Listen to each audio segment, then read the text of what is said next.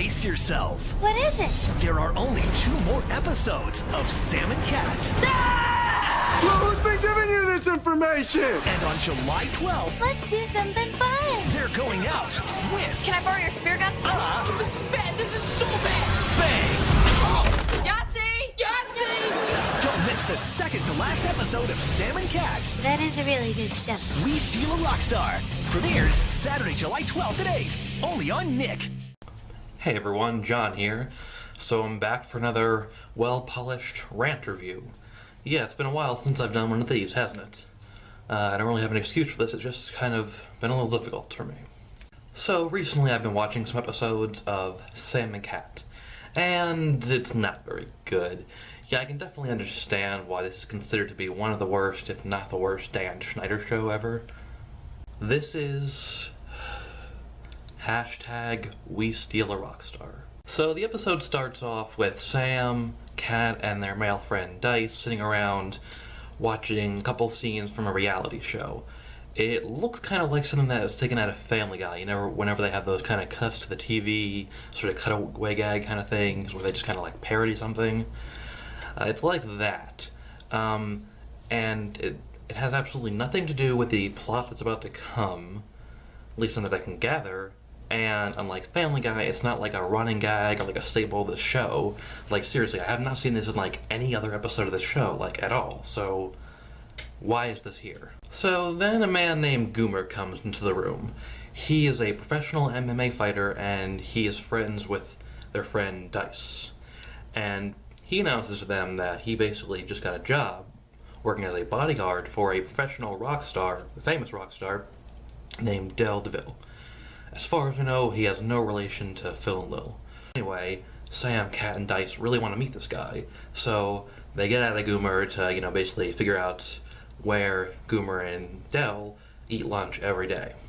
So in the next scene, we see that Sam, Cat, and Dice have all placed themselves at the food truck where Goomer and Del DeVille have lunch every day, and they're there to wait for Del to show up.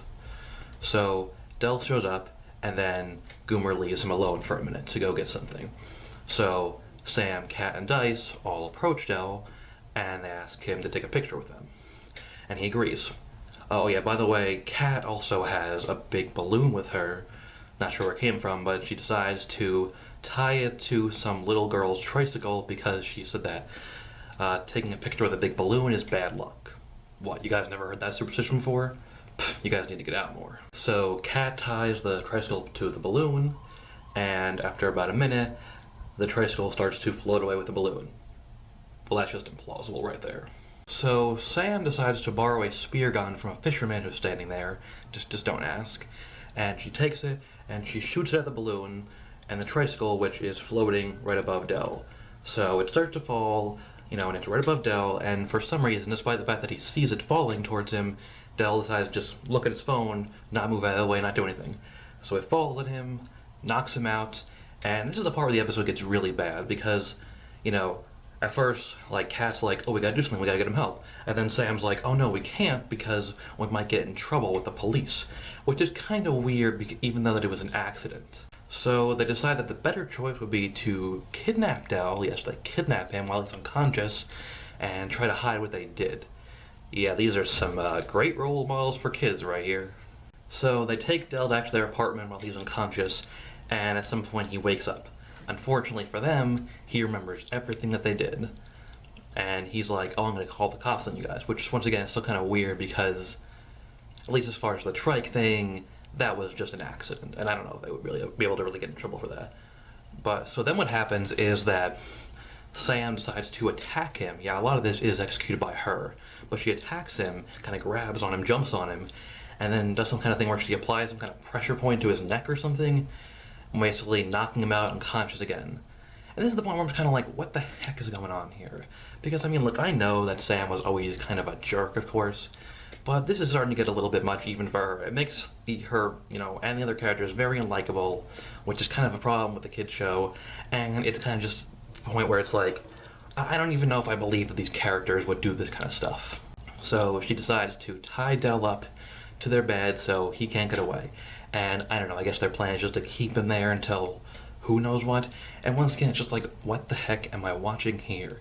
It's just getting really disturbing, and this is supposed to be a kid's show. It's like our main character's like kidnapping someone and just putting them through all this torment. Like, what the heck? So in the next scene, Kat is sitting in the room with Dell, and she said that she's repairing Andre's guitar. Yes, that's right, Andre from Victorious. Apparently she's still friends with those guys from Victorious and still goes to Hollywood Arts and all that stuff. So I'm kind of wondering, like, why do we never see them on the show? Like, on Sam and Kat, like, hang out with her. I guess I should have watched the ending of Victorious, but I never did. So she finishes repairing the guitar, and then she starts playing it just to test it out. And she plays it, like, really well. Yeah, that just totally came out of nowhere. Like, this talent for playing the guitar just totally out of nowhere. And anyway, so Dell asks her what was that she just played, and she said that it was just kind of a riff that she just kind of made up on the spot. So the two of them then decide to make a deal. If Kat lets Dell use the guitar riff that she just played, you know, one of his songs, then if they let him go, he won't say anything to anyone about what they did. And they agree, the deal's made. And then we get a big applause from the studio audience. Yay, they committed several felonies and got no consequences, yay! We then cut to the next scene, which may or may not take place a couple months later, I'm not sure.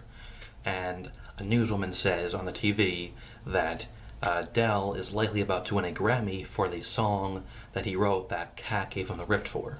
Okay. Okay, so then we then cut to another scene which also possibly takes place a couple months later.